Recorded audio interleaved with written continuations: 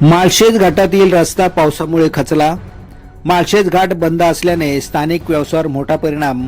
घाट कधी सुरू होणार? मुरबाड तालुक्यातील प्रसिद्ध माळशेज घाट परिसरात मुसळधार पावसामुळे रस्ता खचला गेल्याने मार्ग पूर्णपणे बंद करण्यात आला आहे.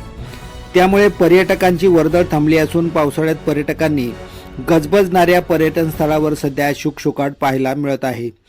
त्यामुळे स्थानिक रोजगारावर परिणाम झाल्याचे चित्र दिसत असून घाट कधी सुरू होणार याकडे स्थानिक रोजगारांचे लक्ष लागले आहे.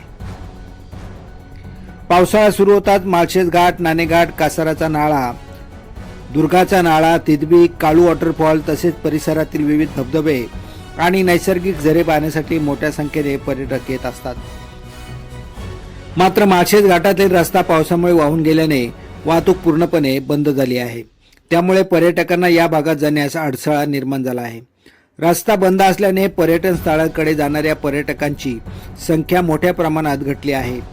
परिणामी पर्यटनावर अवलंबून असलेल्या चहा स्टॉल, वडापाव दुकाने, भजी पक्वानांचे स्टॉल, नाश्त्याच्या टपऱ्या आणि इतर छोट्या व्यावसायिकांचा व्यवसायावर परिणाम झाला आहे.